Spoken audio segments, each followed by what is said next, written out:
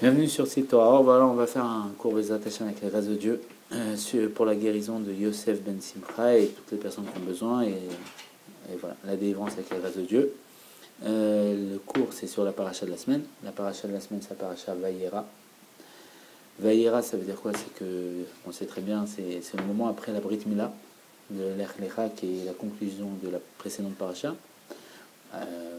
Dieu il avait demandé à Abraham de quitter sa ville, sa maison, la maison de son père, tout ça, et la conclusion de tout ça, c'était la réalisation du fait que Abraham il va faire la Brit Mila.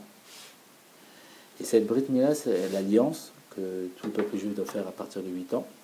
Et cette Brit Mila va engendrer une nouveauté. Cette nouveauté, c'est quoi? C'est qu'avant, quand Dieu se dévoilait à Abraham ne pouvait pas supporter le dévoilement de Dieu, il tombait de torpeur, il tombait par terre et ne supportait pas le dévoilement. Et grâce à la Brit Mila, justement, Dieu se dévoile, et là on commence par Vayera, le troisième jour après la Brit Mila, le moment le plus douloureux, et il y a Dieu qui se tient au-dessus de Abraham, Avinu, notre père, et il se tient, et Abraham est assis. Il supporte le dévoilement, et à cette image, bien sûr, le Rashi, le plus grand commentateur de la Torah, qui nous explique le sens simple de la Torah pour un enfant à partir de 5 ans, il nous dit que, comme il s'est assis, ça sera un signe pour ses enfants, parce que tous les agissements des pères, c'est un signe pour nous-mêmes, pour les enfants. Et bien, ça sera un signe que Dieu aussi sera au-dessus des juges pendant qu'ils siégeront dans la grande assemblée. Et qu'est-ce qui se passe?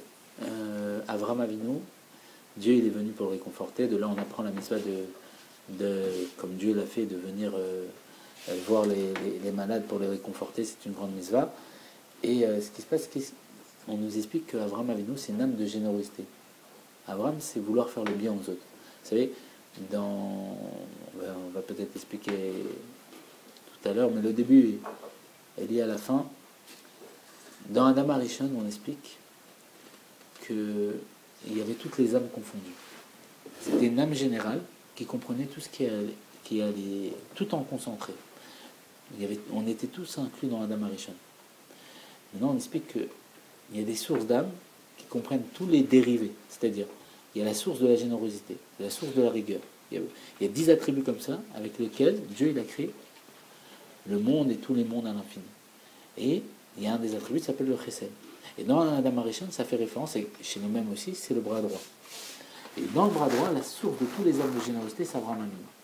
Et dans le bras gauche, la source de toutes les âmes de rigueur, c'est Israël Avinu. Donc le bras droit d'Adam, c'était Avraham Avinu, le bras gauche, c'était Israël, le buste, c'est Yaakov.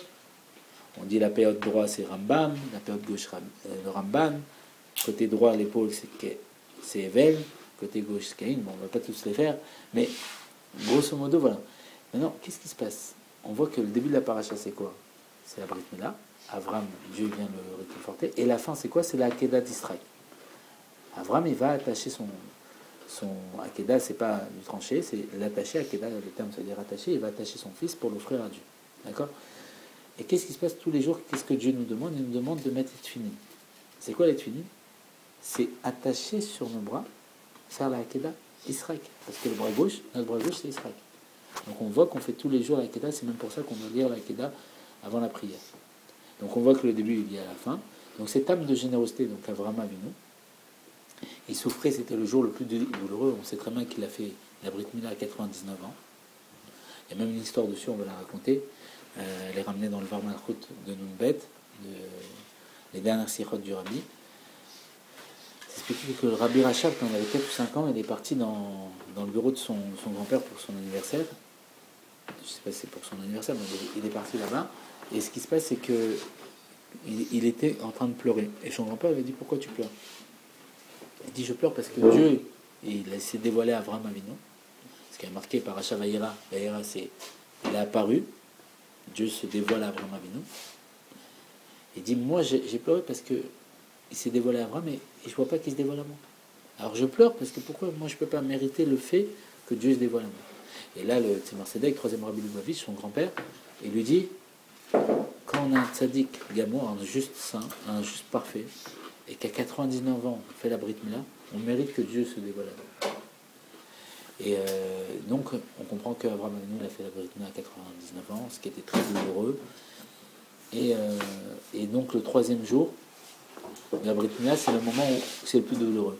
Mais Avraham, comme c'était une âme de générosité qui voulait propager le bien, il y a même un midrash qui explique que l'attribut qui véhicule la bonté de Dieu dans le monde, il s'est plaint à Dieu. Il a dit, depuis qu'Abraham est sur terre, il ne me donne plus de faire mon travail. Il était jaloux d'Abraham. Parce que Abraham, il distribue tellement la générosité dans le monde que l'attribut de générosité qui était distribué par Dieu se plaignait auprès de Dieu que depuis qu'Abraham il faisait son travail. Il était sur terre, Abraham il faisait son travail. Et donc Abraham il avait plus de peine que des personnes ne venaient pas. Vous savez, Abraham il avait une tente avec 4 ouvertures. Pour pas qu'un invité il mette du temps à rentrer dans sa tente pour que tout le monde puisse venir des 4 points cardinaux, pour qu'ils peuvent venir au plus tôt, pour qu'il les reçoive et il leur fait l'hospitalité, il leur sert ce qu'ils désirent à manger, tout ça. Et là-bas, il était dans le désert et il servait même du vin, de la viande, donc des produits luxe. Et il leur lavait les pieds et tout. Il allait courir après les animaux et les préparer, donner la langue, le meilleur de la viande, comme on le voit dans la paracha, le meilleur de l'animal. Et à la fin, Abraham Avinu, hein? Il nous charrie quand on mange la Et à la fin, moi aussi j'aime pas. Hein. C'est le meilleur. C'est le meilleur. Non, moi j'aime pas. Il y a la joue qui est très bonne. C'est un rapport avec la Shonara ou pas? D'accord. La langue. Ça peut avoir, ouais. Sûrement. C'est peut-être. Ouais, sûrement. Tout a un rapport après. Après, ce qui se passe, c'est que Abraham, il était. Le Rabbi Racham nous enseigne que Abraham, il leur faisait tout ça. Les gens, ils arrivent dans le désert, il les recevait. Il leur préparait une viande et tout ça. Il leur donnait du vin dans le désert. Et à la fin, il leur dit, bon, comment on peut te remercier? Il dit, c'est pas moi qu'il faut remercier. Il faut remercier Akadosh Baruch Hu, Dieu. Il dit, ah non, moi j'ai mon aveu d'Azara, moi j'ai mon Dieu, moi j'ai le Dieu du soleil. Il dit, ah bon? Ah d'accord. Tu veux pas reconnaître, moi tout, c'est pas moi, tout ça vient de lui. Tu veux pas reconnaître? Ben maintenant tu vas payer. Et ça coûte très cher. Il leur demandait des prix très chers dans le désert, parce que du vin et de la viande dans le désert. Et là, il se retrouvait sur le fait accompli de devoir payer une somme importante. Et il reconnaissait, il disait, bon d'accord, je remercie Akadosh Baruch Hu, je remercie Dieu, hein, le Dieu unique, grâce à lui j'ai mangé. Il est braqué quoi. Hein? Il est braqué quoi. Il savait être généreux, mais il savait être dur quand il faut. Il faut savoir être gentil, mais comme on dit, quand on est trop gentil, il a bon cœur. Qu'est-ce qu'il a bon cœur? C'est une qualité à l'extrême, ça devient un défaut. Il faut avoir le juste milieu. Et ce qui se passe, c'est qu'il avait plus de douleur à Abraham Avinu du fait qu'il n'y avait pas d'invité. Pourquoi il n'y avait pas d'invité? Parce que Dieu, il n'a pas voulu fatiguer Abraham, alors il a sorti le soleil de son écrin pour qu'il y ait une grande chaleur dans le désert et que personne ne puisse s'y aventurer, pour ne pas déranger Abraham, justement, qui courait après les gens pour pouvoir leur faire des actions de générosité. Et Abraham, il avait plus de douleur que la Brit Mila à 99 ans. Le troisième jour, qui est le jour le plus douloureux de cette souffrance, de cette opération, ce qui lui faisait plus mal, c'est de ne pas pouvoir faire du chesed, de ne pas faire de la générosité, de ne pas recevoir quelqu'un, de ne pas faire du bien à une personne. Alors qu'est-ce qu'il a fait? Dieu, il a fait apparaître 3 anges. Et de là, on voit un grand enseignement, que c'est plus important, parce qu'à ce moment-là, Abraham parle avec Dieu, c'est plus important de recevoir les invités que de recevoir le dévoilement de Dieu, la Shrina. Parce que la paracha s'appelle Vayera. Vayera, c'est quoi? Dieu, il a apparu à Abraham, il s'est dévoilé. Qu'est-ce qui se passe? Dieu, il sent qu'Abraham, il a tellement de peine de ne pas recevoir des invités, alors il sait que la seule façon de le consoler, c'est de faire apparaître des invités. Il avait fait sortir le soleil, les personnes ne pouvaient pas venir. Qu'est-ce qu'il a fait? Il a fait apparaître 3 anges. Les anges, ils arrivent. Merci. Les anges, ils arrivent. Et qu'est-ce qui se passe? Abraham, il court après eux pour aller les recevoir. Et il laisse Dieu. De là, on apprend que c'est plus important de recevoir bien un invité que de recevoir la présence de Dieu. C'est un enseignement. Et qu'est-ce qui se passe? Il vient, il s'occupe, et comme on l'a dit, il a préparé la viande, il a couru. Et bon, on nous explique qu'il a couru après un veau. Et on voit comment le début, vous savez, il y a un enseignement qui dit que le début est lié à la fin. Il court après un veau, et où il va avec je sais plus, c'est un veau, ouais, c'est un veau, il me semble. Il va où? Le veau, il court, il l'emmène jusqu'à la Marpella, à Hebron. Et c'est là-bas qu'il découvre Hebron, la Marpella. Et la paracha qui suit après, qu'est-ce qui se passe? C'est Chaye Sarah. Chaye Sarah, il va enterrer Sarah à Hebron. on voit que le début, il est à la fin tout de suite. C'est au début, il découvre Hébrон, et à la fin de la paracha, Sarah, elle se voile à nos yeux, et il doit l'enterrer à... On voit comment Dieu fait les choses, il met des généralités. Le fait que le début est enchevêtré dans la fin, le début est enchevêtré dans la fin, et on voit ces généralités dans la paracha, on voit comment c'est extraordinaire. Et qu'est-ce qui se passe? C'est que il va, il prépare tout ça, il demande à Sarah de faire, et alors il y avait les anges, et vous savez, les anges, ils ne mangent pas. Alors, de là, le Rashi, le son saint va nous expliquer, il faisait comme s'il mangeait. Il y a même une question qui se pose. Il leur a donné de la viande et du lait en même temps. Et bon, comme c'était avant matin de Torah, ils pouvaient manger.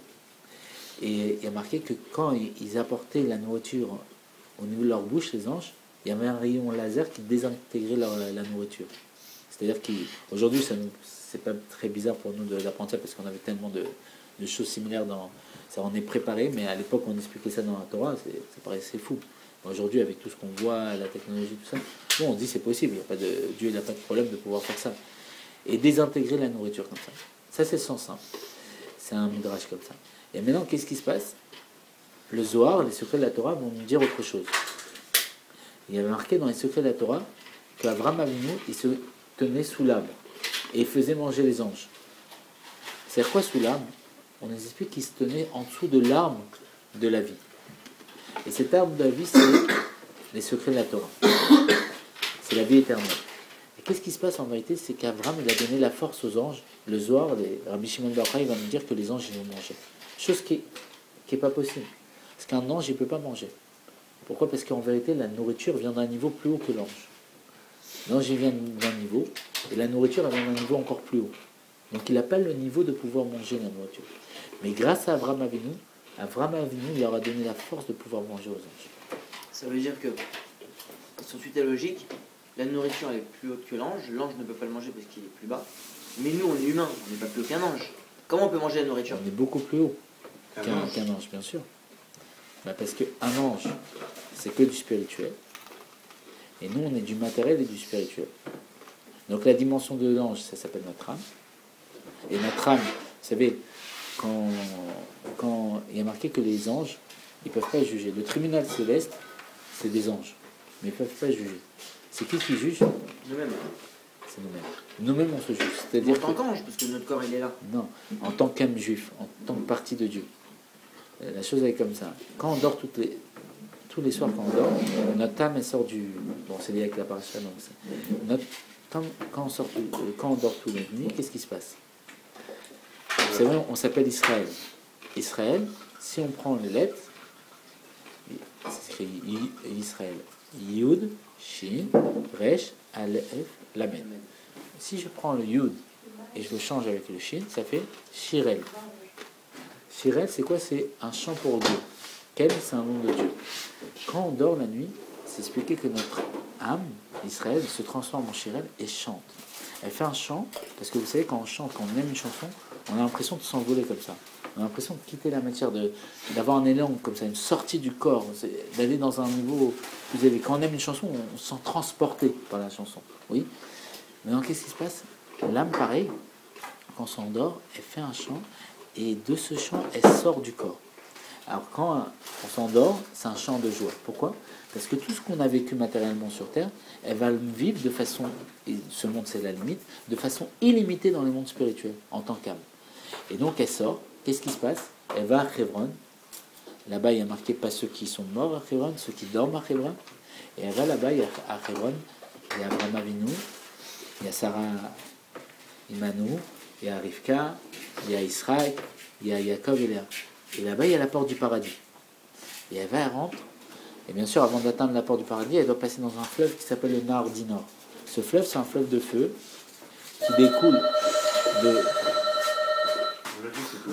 qui découle de la transpiration, des anges quand ils portent le Kissak Kavod, le trône de Dieu, parce qu'il est très très lourd. C'est-à-dire que, vous savez, dans le quand on transportait le Aaron à Cohen, l'arche sainte, le Aaron à Kodesh, qu'est-ce qui se passait? On nous expliquait que le Aaron à Kodesh, c'était le dévoilement de Dieu. D'accord? il y a marqué qu'on le portait.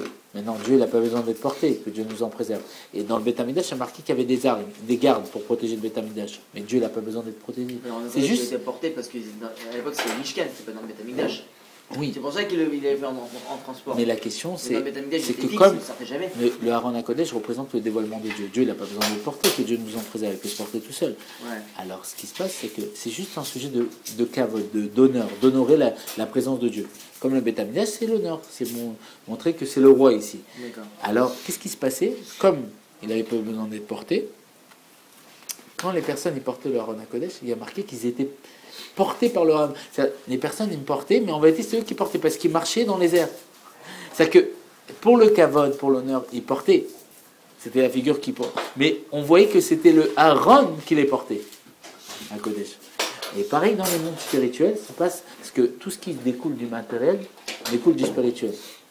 Pareil dans les mondes spirituels, il y a ce schéma-là. C'est quoi?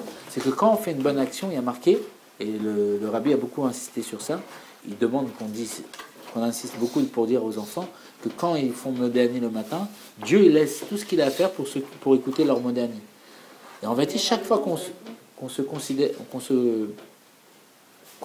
se comporte selon la volonté de Dieu, qu'on fait des misotes, des bonnes actions pour Dieu, Dieu laisse tout ce qu'il a à faire pour s'occuper de ça. Qu'est-ce qui se passe? Quand il laisse tout ce qu'il a à faire, il vient comment? Il se fait porter par les anges. Et ces anges-là, ils portent le Kisei HaKavod, le trône de Dieu. Et quand ils portent le trône de Dieu, si on fait les choses de façon positive, si on réalise bien la chose, en vérité, c'est les anges eux-mêmes qui sont portés. Mais si, Chazé Shalom, on ne fait pas bien, et Dieu il est descendu pour rien, ben le Kisei HaKavod, il devient très lourd.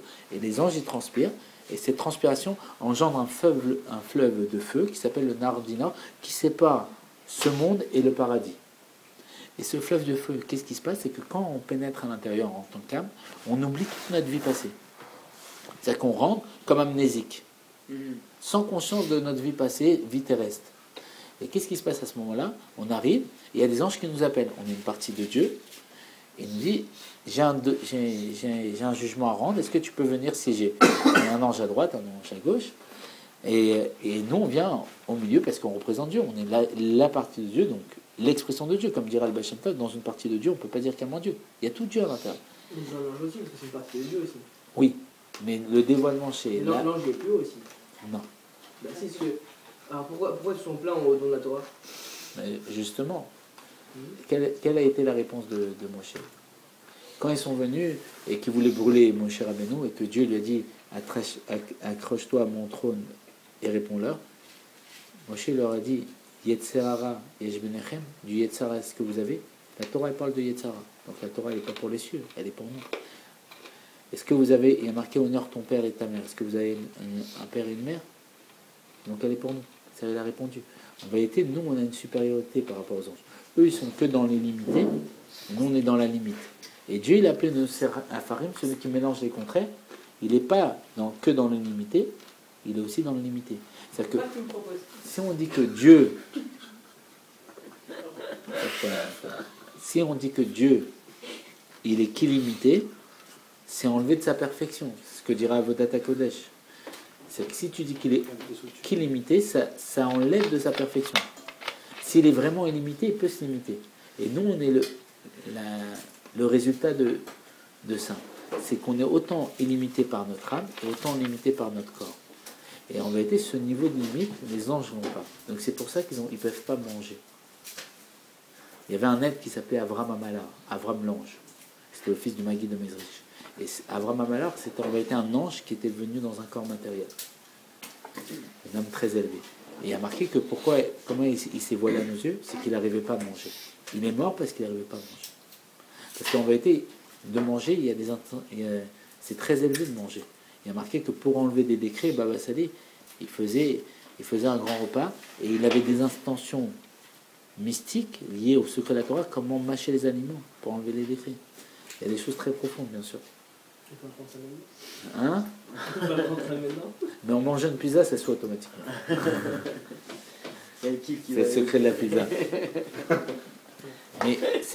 Et on expliquait tout ça.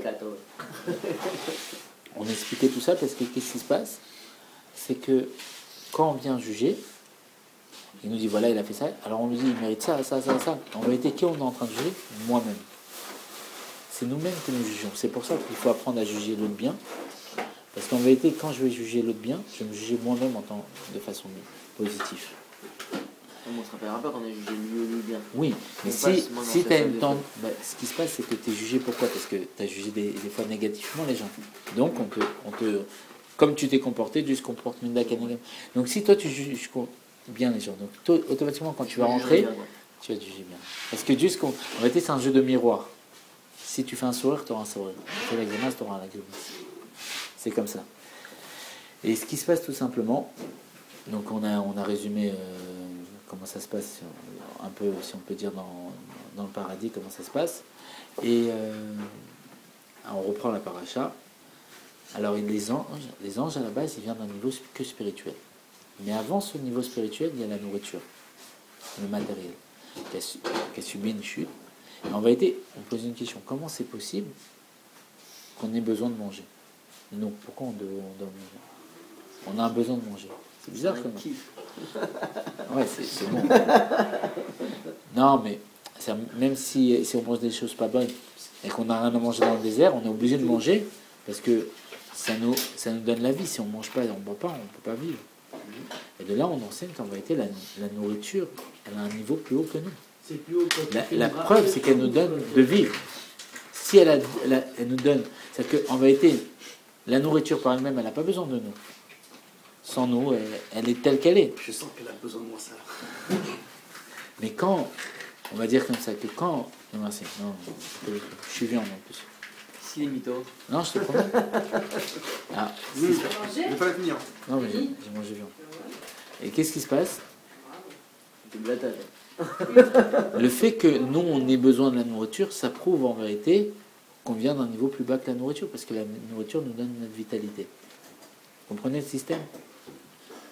La dépendance au fait de la nourriture prouve qu'on vient d'une source moins élevée que la nourriture.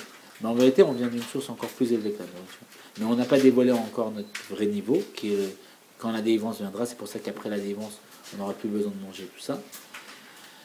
Et en vérité, les anges n'accèdent pas à ce niveau de manger. Et grâce à Abraham Avinu qui se tenait sous l'arbre de la vie, il a élevé les anges dans une possibilité de pouvoir manger. Pouvoir atteindre ce niveau-là, qui est le fait de pouvoir s'unifier avec la limite du monde. Pourquoi? Je donne un exemple très simple. Pourquoi les tzadikim ne veulent pas manger? Nous, on entend des histoires, les tzadikim ne mangent pas, et on dit c'est extraordinaire, ils ne veulent pas manger. En vérité, c'est pas extraordinaire. En vérité, le tzadik, c'est une âme qui vient vers le corps. Nous, l'inverse du tzadik, c'est un corps qui va vers l'âme. Un, c'est le spirituel qui va vers le matériel, l'illimité qui va vers la limite, et l'autre, le matériel qui va vers le spirituel, la limite qui va vers l'illimité. Vous comprenez le système? Ce qui se passe, c'est que eux, leur travail, les tzadikim, c'est justement de manger. Chose qu'ils ne veulent pas. Parce que quand un tzadik mange, qu'est-ce qui se passe? C'est quoi le fait de manger? Je prends quelque chose d'extérieur à moi et je le fais pénétrer à l'intérieur de moi. Ça paraît bizarre. Si des extraterrestres nous observent, c'est un peu bizarre. On prend des choses, tac, il a disparu. Tac, une chips, hop, elle a disparu. Non mais ça n'a rien pareil après. C'est Pas sous la même forme, mais. Mais c'est en solo, ça. Il n'y a plus personne qui en veut à ce moment-là. Tu vois même pas de chips, Alors, à part un endroit prévu à cet effet. Dans les pizzas. Amandine, tu aurais de la pizza? Attends un petit quart d'heure. Alors, ce qui se passe, c'est que de manger, en vérité, c'est faire pénétrer des choses qui sont à l'extérieur de nous, dans l'intérieur. Et pour les tzadikim qui sont plus une âme qu'un corps, ils font pénétrer du matériel, et un niveau de matériel tellement limité qu'il est pas en mouvement comme l'animal. L'animal, il est en mouvement, mais une part de pizza ne bouge pas, par exemple, ou n'importe quel élément qui est sur la table ne bouge pas par lui-même. Donc ils font pénétrer, c'est-à-dire ce qu'on mange, c'est ce qu'on devient. En vérité, toute l'alimentation, c'est mon corps. Le rabbi dira, où elle est passée toute l'alimentation qu'on a mis à l'intérieur de notre corps? En vérité, c'est notre corps lui-même. Notre corps, c'est quoi? C'est toute l'alimentation qu'on a mangée. Et en vérité, quand les tzadikim ils mangent, eux, ils ont le dévoilement de Dieu de façon limitée, et quand ils mangent, ils ont un dévoilement de Dieu limité. Et ils ne supportent pas. Ils ne supportent pas. Alors ils jeûnent. Et leur travail, c'est de manger. Notre travail, c'est justement de faire attention. Et leur travail, c'est de manger. C'est la différence. Eux, ils doivent descendre du haut vers le bas, et nous, on doit monter du bas vers le haut. C'est qu'en vérité, chacun, il a une élévation. C'est qu'eux, ils sont dans l'illimité, mais ils doivent acquérir la limite. Et nous, on est dans l'illimité, on doit acquérir la limité. Pourquoi? Parce que Dieu, il a appelé Nosafarim, celui qui mélange le contraire. Dieu, il n'est pas que limité, il est illimité et limité. Il n'est pas empêché d'être empêché, il peut tout faire. Et notre travail, c'est la réunion de ces deux choses. C'est quoi le but du tzaddik de descendre dans le limité? Qu'est-ce qu'il y gagne? Parce que Dieu, il a voulu, parce qu'on va être dans le limité. Parce que nous, on y gagne, voilà, on sait qu'on va se conduire bien pour aller au Gan Eden, pour avoir qu'en échapper à la monde. Mais lui, qu'est-ce qu'il a au contraire à se diminuer? Alors, ce qui se passe, c'est que le chidouche, la nouveauté, pour une âme, quand elle est dans les mondes spirituels, c'est pas l'illimité. L'illimité, c'est son quotidien. La nouveauté, pour elle, c'est l'illimité. Quoi, il y a un monde matériel limité? Quoi, les gens, ils mangent? Ça, pour elle, c'est l'extraordinaire. Et nous, vice-versa. L'extraordinaire, c'est l'illimité. Donc leur travail, c'est de découvrir cette notion qui n'existait pas, qu'ils ne comprenaient pas, que pour eux, c'était quelque chose de pas croyable, quoi. Donc c'est pour ça qu'il y a des travails différents. Tu comprends ça? Et donc il a donné la possibilité aux anges d'acquérir un niveau qu'ils n'avaient pas. Les élever à la possibilité de s'attacher à la limite, chose qu'ils n'avaient pas. C'est une des explications.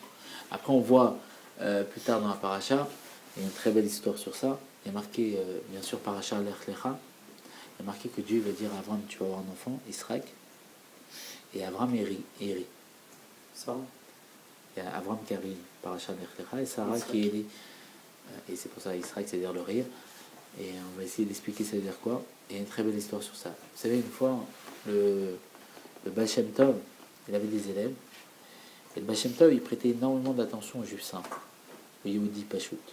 Juif simple, grâce à Dieu, on sait que c'est les valeurs numériques de Tzadik Gamour, le juste parfait, le plus grand niveau de perfection. Pourquoi? Parce que justement, quelqu'un qui est simple, il peut devenir toute chose.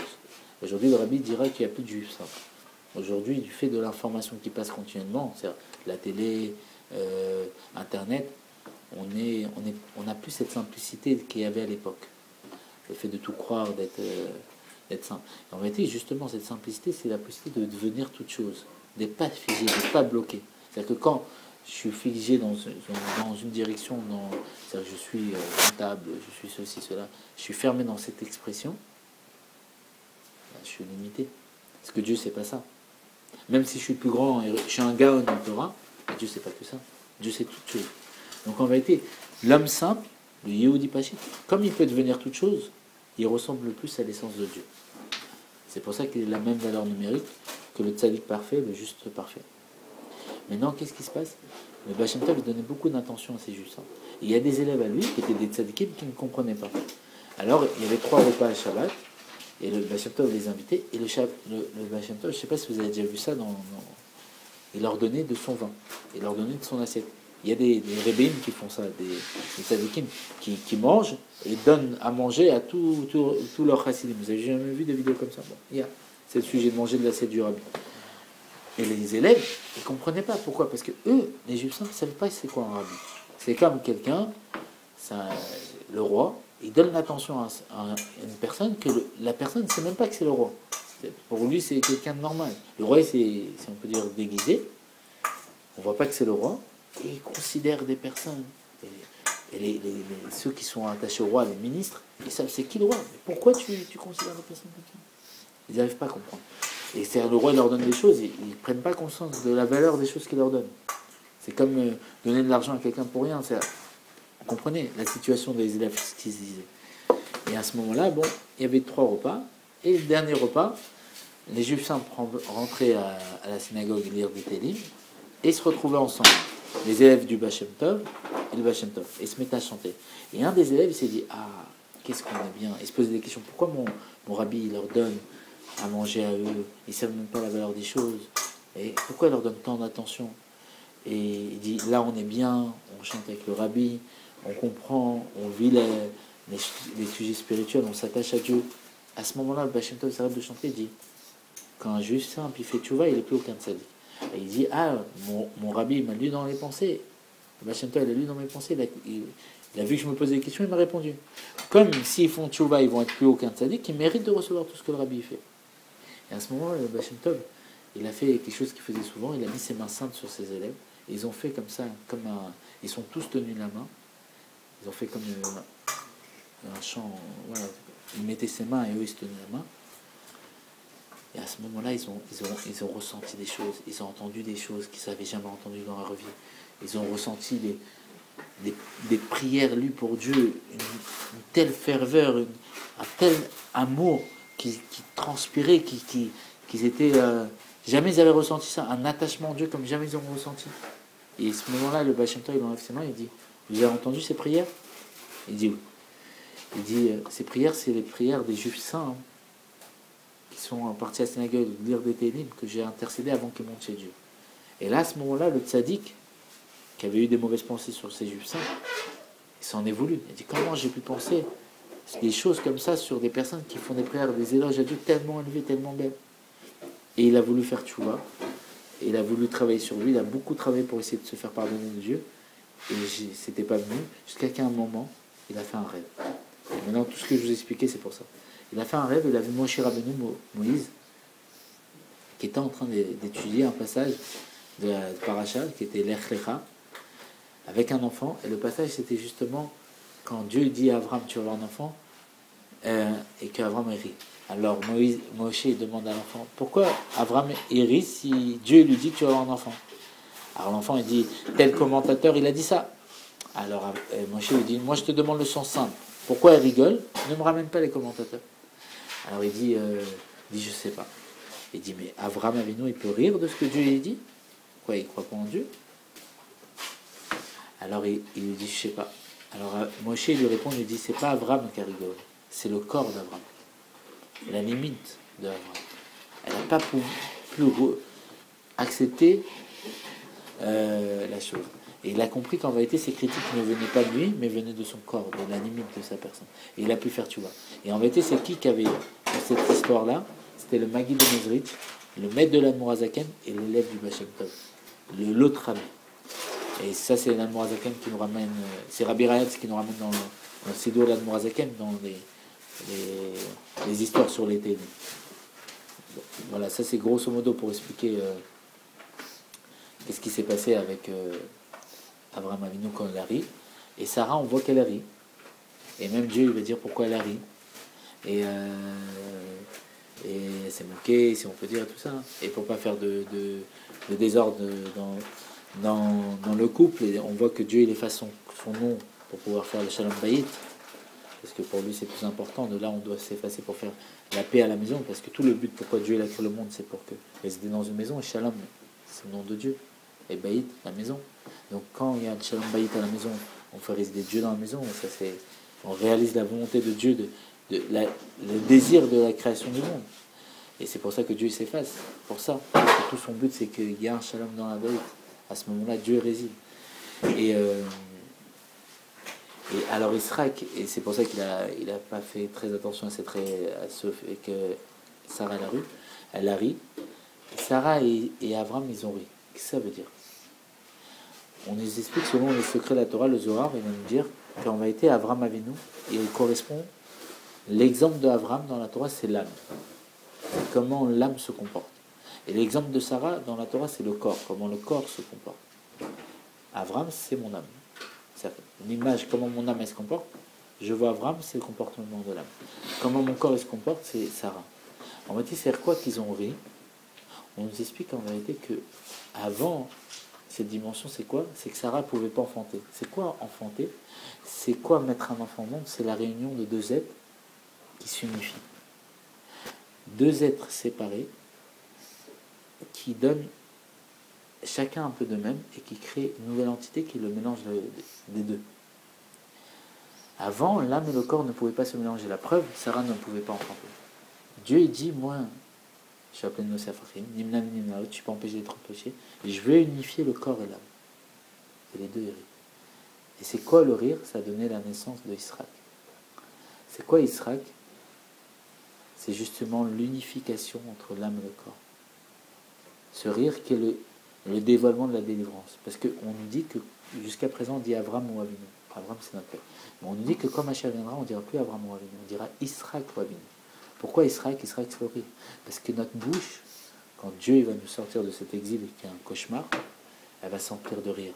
On va être heureux, on va prendre conscience de la bonté de Dieu. Et ça sera un monde de rire et de bien-être absolu. Et c'est ça. En vérité, c'est que notre âme et notre corps vont s'unifier et seront en adéquation de telle façon que ça sera la perfection. Parce que ce rire, c'est justement la perfection. On dit que la beauté, c'est l'équilibre entre le corps et l'âme. Et donc cet équilibre, il sera atteint. Cette unification, elle sera atteinte. C'est quoi? Quand on va faire en sorte que notre âme et notre corps seront en adéquation de façon plus parfaite, on atteindra cette délivrance. Et c'est pour ça que les tzadikim, ils doivent descendre du bas vers haut, parce qu'ils n'ont pas cette perfection.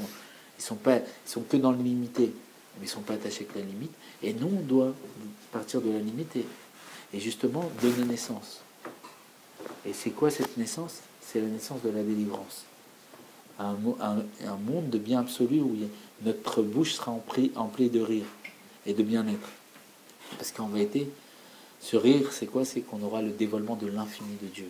On pourra tout faire, on ne sera pas limité en quoi que ce soit. On va voir de nos yeux. La salle qui était dans l'obscurité, elle sera éclairée. On va voir, on va dire, oui, c'est lui, c'est notre roi. Lui, c'est notre Dieu, il nous a délivrés. Et ça sera la perfection. Et on voit que ça a été concrétisé par la naissance d'Israël, et que comme eux, ils ont fait leur signe, les agissements des pères, c'est un enseignement pour les enfants, nous aussi, on aura cette force, avec la grâce de Dieu, de pouvoir enfanter cette délivrance. Comment?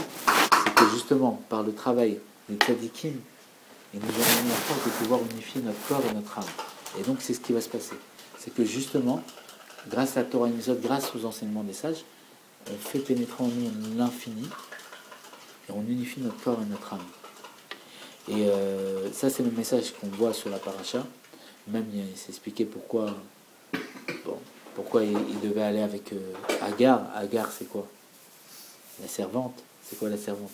C'est qu'en vérité, on nous explique, bon, c'est profond ce que je vous explique, mais que dans le corps, pour que le corps s'unifie avec l'âme, il faut que dans le corps, il y a la dimension de l'âme. Ce que dira la Rizal, tout est en tout, tout contient tout. C'est-à-dire qu'on explique que pour un homme et une femme, le fait de s'unir, c'est pas comme ça. En vérité, qu'est-ce qui se passe quand un homme et une femme s'unissent? C'est la femme de l'homme qui s'unifie avec l'homme de la femme. Vous voyez le schéma?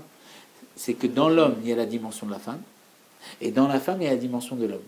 La dimension de l'homme, de la femme, elle va s'unifier avec la dimension de la femme de l'homme. Sinon, il ne peut pas avoir de lien. Si je n'ai pas l'autre dedans de moi, je ne peux pas m'unifier avec lui. Et pareil, dans le corps, il y a la dimension de l'âme. Et dans l'âme, il y a la dimension du corps. Quelle est la dimension du corps de l'âme? C'était Agar.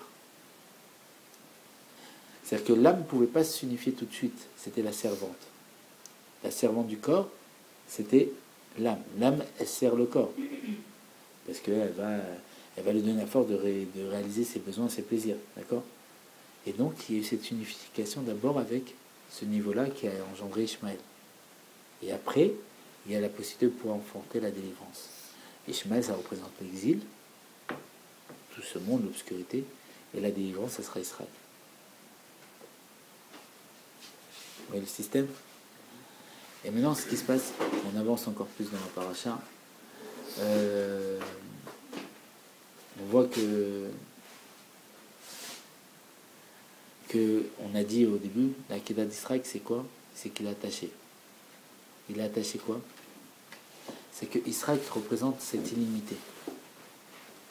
C'est que Dieu, il peut tout faire. Qu'est-ce qu'il a fait, Abraham? On nous explique comme ça que il y a marqué que la femme vertueuse, on dit, elle est comme Sarah. Pourquoi comme Sarah? Parce que le sens simple, on nous dit, voilà, Abraham, il a reçu des invités, il dit à sa femme, fais à manger pour les invités. Le sens simple que la femme a fait la volonté de son mari, c'est qu'elle fasse la volonté de son mari. Il lui demande de faire manger pour ses invités, elle fait manger. C'est une femme vertueuse, comme Sarah. Il a reçu les anges, il a dit fais-nous à manger pour les anges. Pour les invités, il faisait à manger ça. Ça, c'est le sens 1.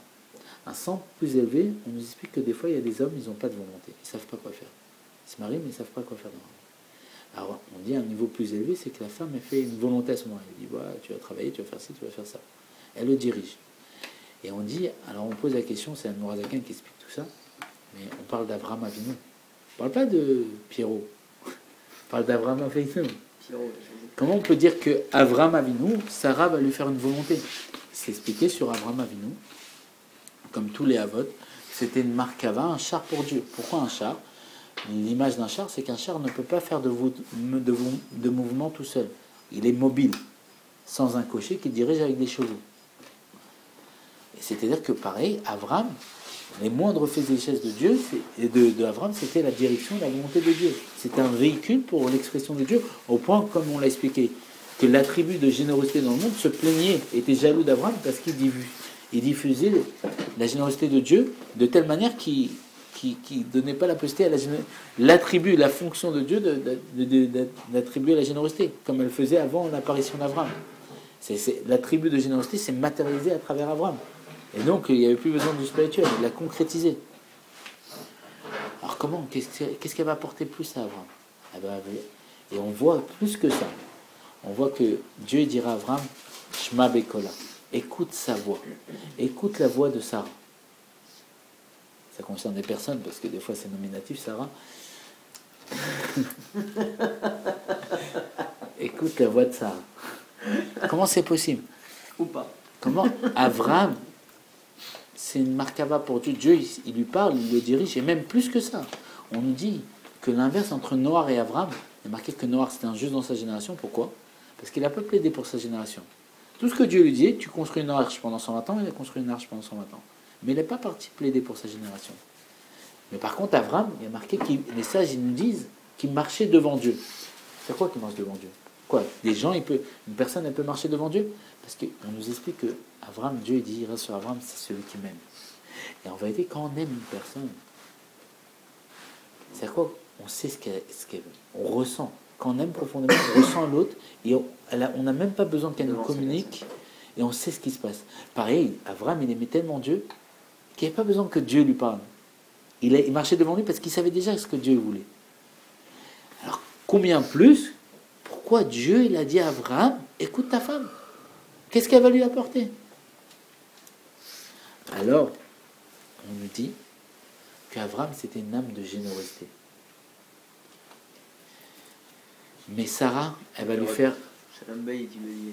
Sarah va lui faire atteindre un niveau supérieur à ce qu'il avait. C'est quoi? Elle va lui donner la possibilité de devenir une âme qui peut même véhiculer à un niveau qu'il n'avait pas, qui était la rigueur. Elle va le délimiter dans le sens qu'il n'était que l'expression de la générosité.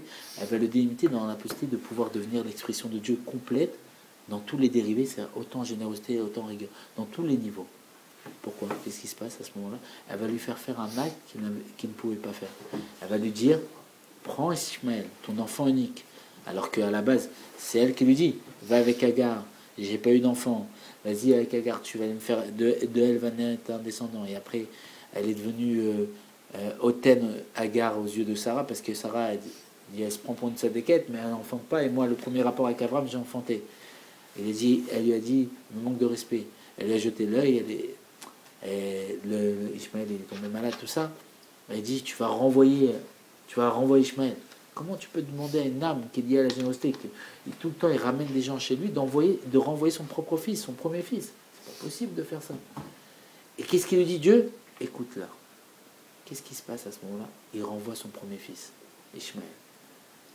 En vérité, Abraham, c'était une âme qui voulait toujours donner. Mais il n'avait pas fait quelque chose.